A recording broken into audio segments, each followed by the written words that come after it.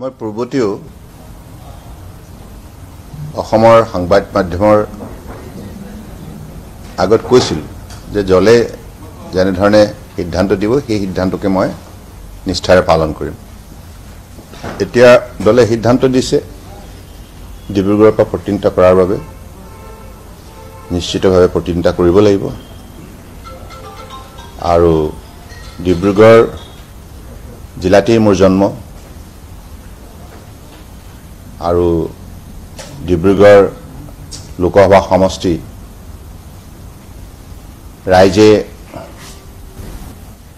মোক পূৰ্বতেও মৰমৰ আশীৰ্বাদ দিছে আৰু তেখেতসকলৰ মৰম আশীৰ্বাদ সহযোগিতাৰ বাবে মই পূৰ্বতেও সাংসদ হিচাপে 2004 পৰা 9 লৈকে ৰাজ্যবাসীক সেৱা কৰা সমষ্টিবাসীক সেৱা কৰাৰ সুযোগ লাভ কৰিছিল আৰু এইবাৰো মোক এটা সুযোগ দিছে। গতিকে প্ৰথমতে মই ডিব্ৰুগড় লোকসভা সমষ্টি তিনিচুকীয়া ডিব্ৰুগড় দুইখন জিলাতে এই সমষ্টিটো গঠিত হৈছিল। গতিকে সমষ্টি ৰাইজৰ শীৰ্ষণত মই গভীৰ প্ৰণিপাত যাচিছোঁ, সকলোৰে মৰমৰ আশীৰ্বাদ বিচাৰিছোঁ আৰু অসমৰ ৰাইজলৈ মই মোৰ আন্তৰিক সেৱা জনাইছোঁ, আশীৰ্বাদ বিচাৰিছোঁ আৰু এই সুযোগটো দিয়াৰ বাবে মই নিশ্চিতভাৱে ভাৰতবৰ্ষৰ মাননীয় প্ৰধানমন্ত্ৰী নৰেন্দ্ৰ মোদী ডাঙৰীয়া,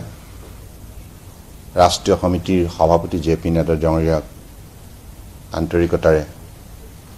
ধন্যবাদ জ্ঞাপন কৰিছোঁ আৰু লগতে অসম চৰকাৰৰ মাননীয় মুখ্যমন্ত্ৰী ডক্টৰ হিমন্ত বিশ্ব শৰ্মা ডাঙৰীয়া আৰু ৰাজ্যিক সভাপতি ভৱেশ কলিতা ডাঙৰীয়াকো মই ধন্যবাদ জনাইছোঁ। সমষ্টি এটাত প্ৰতিনিধিত্ব কৰিব লগা হ'লে নিশ্চিতভাৱে সমষ্টিত নিষ্ঠাৰে আমাৰ কাৰ্যনিৰ্বাহ যিসকলে কৰি আছে, মাননীয় বিধায়কসকল, পঞ্চায়ত হওক বা আমাৰ নগৰ সমিতিৰ জনপ্ৰতিনিধিসকল বা ভাৰতীয় জনতা পাৰ্টিৰ প্ৰতিগৰাকী কাৰ্যকৰ্তাৰ